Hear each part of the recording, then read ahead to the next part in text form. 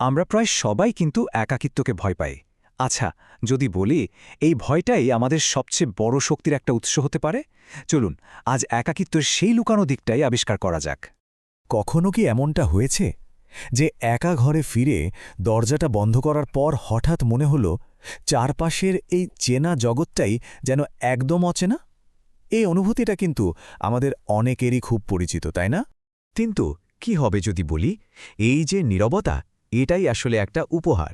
আজকের এই আলোচনাতে আমরা ঠিক এটাই বুঝতে চেষ্টা করব। কে জানে, একাকিত্বের প্রতি আমাদের পুরো দৃষ্টিভঙ্গিটাই হয়তো বদলে যাবে। আচ্ছা, প্রথমেই সে কঠিন দিকটা নিয়ে কথা বলা যাক, যেটা আমরা কমবেশি সবাই অনুভব করি, মানে নীরবতার যন্ত্রণা। ব্যাপারটা কি জানেন, একদম ছোটবেলা থেকেই আমাদের মাথায় ঢুকিয়ে দেওয়া হয়েছে যে একা থাকা মানেই দুঃখ। আমরা ভাবতে শুরু করি এটা বোধহয় কোনো ব্যর্থতা বা হয়তো কেউ আমাদের ভালোবাসে না। এই ধারণাগুলো কিন্তু সমাজই আমাদের মনে ঘেঁটে দিয়েছে। কিন্তু এখন আমরা এই ধারণাটাকে একেবারে উল্টে দেব, কারণ এই একাকিত্বের মধ্যেই লুকিয়ে আছে এক অসাধারণ শক্তি। এই স্লাইডটা কিন্তু খুব গুরুত্বপূর্ণ। আমরা সাধারণভাবে ভাবি একাকিত্ব একটা অভিশাপের মতো, কিন্তু আসল সত্যিটা হলো একাকিত্বই সেই বিশেষ জায়গা যেখানে আমাদের ভেতরের সেরা মানুষটার জন্ম হয়। ইতিহাস কিন্তু এর সাক্ষী। একবার ভেবে দেখুন তো স্যার, আইজ্যাক নিউটনের কথা। তিনি কিন্তু একদম একা বসেই মাধ্যাকর্ষণের মতো একটা যুগান্তকারী সূত্র আবিষ্কার করে ফেলেছিলেন। কিংবা ধরুন আমাদের রবীন্দ্রনাথ ঠাকুরের কথা, তিনিও তো একা বসেই সৃষ্টি করেছেন তার সেই অমর কবিতা আর গান, যা আজও আমাদের মন ছুঁয়ে যায়। এমনকি এই আধুনিক যুগেও স্টিভ জবস একা বসেই এমন এক ভবিষ্যতের স্বপ্ন দেখেছিলেন যা আজ আমাদের বাস্তবতাকে পুরোপুরি বদলে দিয়েছে। এই কথাটা কি দারুণভাবে পুরো বিষয়টাকে তুলে ধরে, তাই না? একাকিত্ব আসলে একটা উর্বর মাটির মতো, যেখানে সৃজনশীলতার বীজগুলো ঠিকঠাক বেড়ে ওঠার সুযোগ পায়।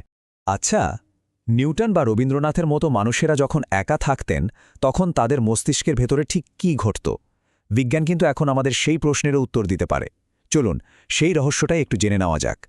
বিজ্ঞানীরা আমাদের মস্তিষ্কের ভেতরে একটা আশ্চর্য নেটওয়ার্ক আবিষ্কার করেছেন। এর নাম ডিফল্ট মোড নেটওয়ার্ক বা সংক্ষেপে ডিএমএন। এটাকে বলতে পারেন ব্রেনের ভেতরের একটা স্বপ্ন দেখার কারখানা।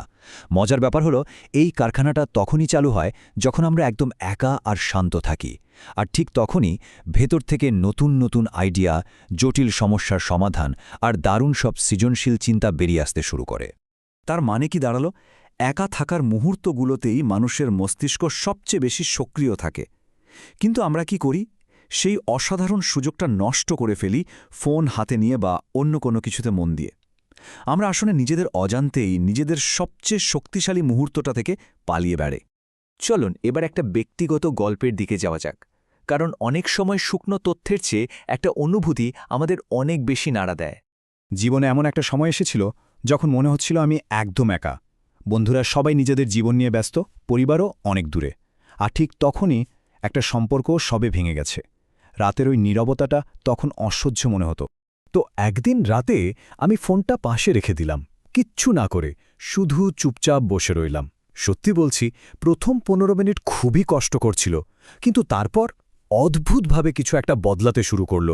মাথার মধ্যে হঠাৎ করে ছোটবেলার স্মৃতি, ভবিষ্যতের নানান স্বপ্ন আর এমন সব নতুন ধারণা আসতে লাগল যা ভিড়ের মধ্যে কোনোদিন আসতই না। ঠিক সেই রাতে আমি বুঝতে পারলাম একাকিত্ব আসলে আমাকে ভেঙে ফেলছিল না, বরং ওটা আমাকে ভেতর থেকে একেবারে নতুন করে তৈরি করছিল।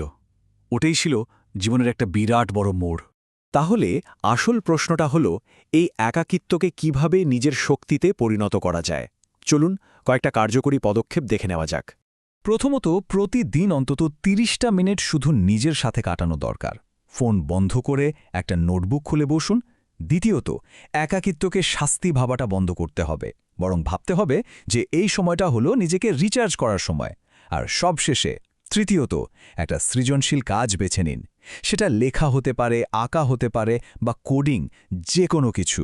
কারণ সৃষ্টি কিন্তু কখনো ভিড়ের মধ্যে হয় না, সৃষ্টি হয় নীরবতায়। আমরা প্রায় শেষের দিকে চলে এসেছি। আসুন এই পুরো আলোচনার সারমর্মটা একবার দেখে নিই। এই একা থাকার আসল উপহারটা আসলে কি? এটা একদম সত্যি যে একা থাকাটা মাঝে মাঝে খুব কষ্টের।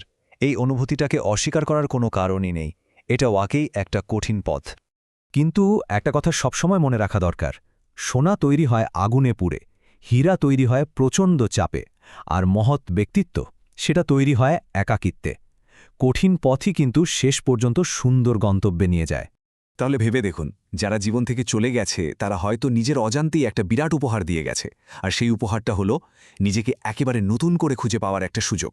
তাই পরের বার যখনই একাকিত্ব আসবে, ভয় পাবেন না, বরং দরজাটা বন্ধ করুন, ফোনটা একটু দূরে রাখুন, আর সেই নীরবতার মধ্যে কান পাতুন। দেখুন, নিজের ভেতরের সবচেয়ে শক্তিশালী মানুষটা জেগে উঠবে।